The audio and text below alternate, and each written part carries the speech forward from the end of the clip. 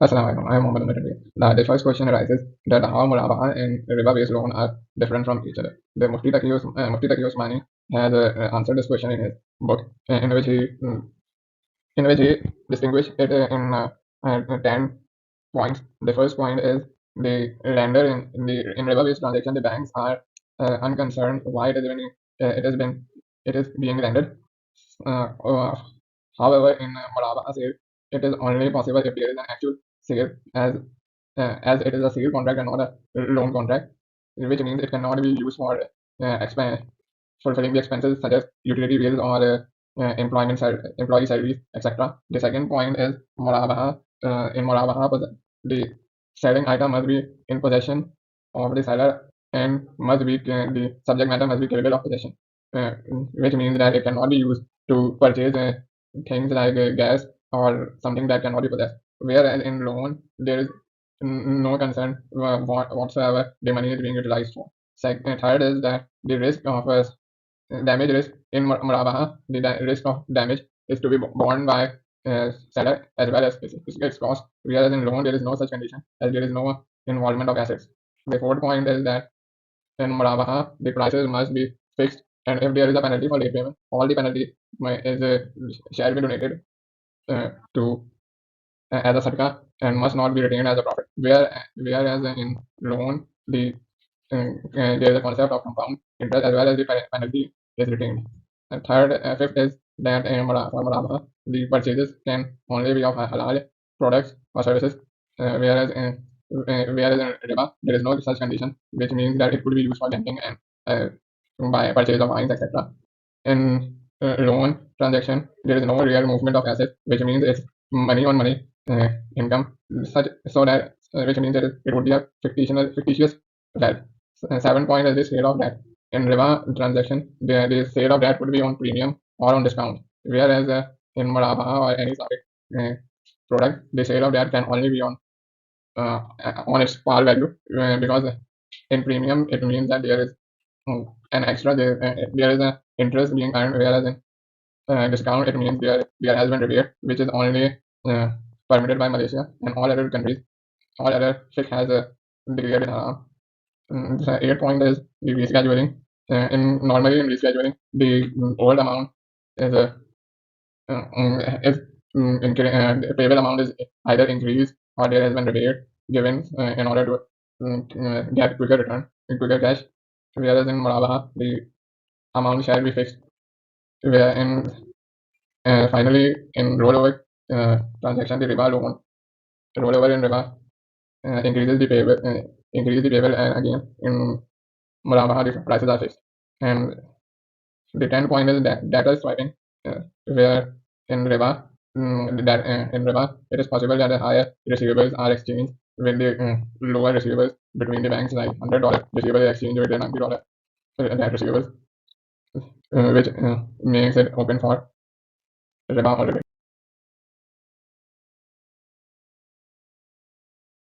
Now, second question arises the condition of a possible Mudarabah case, uh, where it is stated that the client will provide money to one investor who will invest in his own already established business.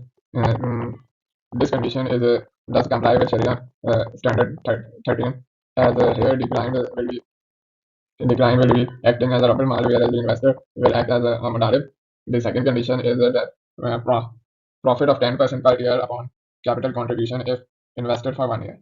This does not comply with Sharia standard, as it opens the concern of uncertainty and error, as it is not certain whether it would be 10% or if he would get a 10% or not. And similarly, the third condition is if he invests for 2 years, he will get the 15% profit. Again, same issue of error, as a clause 8/1 of Sharia standard 13 says that the profit must be certain.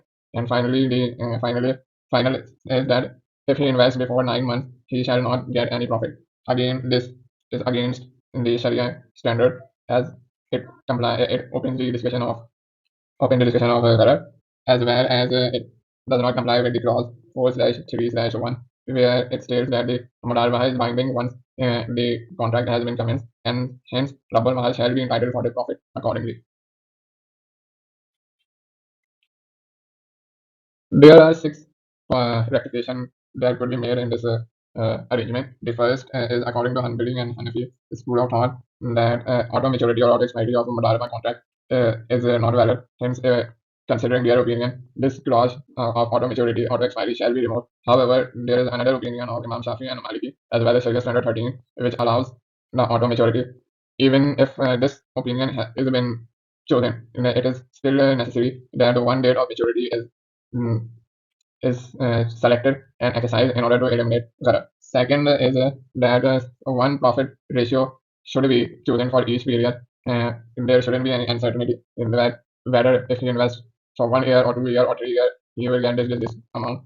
The third is third possibility third rectification is that the capital invested ratio shall be calculated in order if there are multiple Murabaha as sleeping partner is not eligible for the profit ratio more than the capital invested ratio as unanimously accepted by all fiqh of school. Fourth is mm, fourth application is that profit ratio is applied to the actual profit realized over the course of a Mudarabah lifetime, and it should not be um, applied to the amount of capital invested. It can be the ratio of capital invested as same as profit ratio, but it cannot be applied to capital invested amount in order to get the profit share. Otherwise, it would be same as riba. The fifth rectification could be that for 9 months period, the profit could be given to Rabbul Mal if according to his pro rata basis, like if it's 12% per annum, which probably means that he would get a 12,000 for a year, and if he withdraws in 9 months, he shall only get 9,000. Finally, the probably the 9 months clause was initially put for propose in order to discourage the withdrawal. Uh, so to cater that, they can apply a lock period of minimum 9 months in which a rubber mal cannot withdraw his investment until cannot withdraw his investment before 9 months.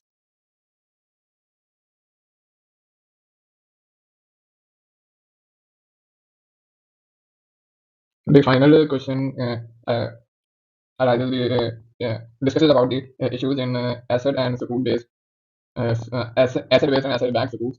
Uh, for the first issue is in the legal and beneficial ownership. In asset based ownership, the sukuk holder only have the beneficial ownership of this underlying asset, but does not have any right to dispose of.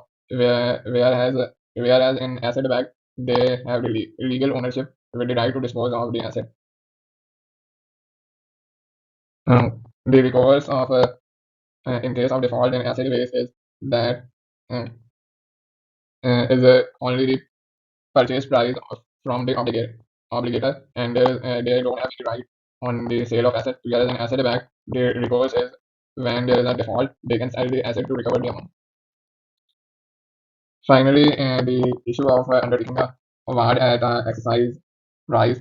Mm, this award is a unilaterally promise that the relevant party will issuer or relevant party will repurchase the sukuk asset at an agreed upon exercise price.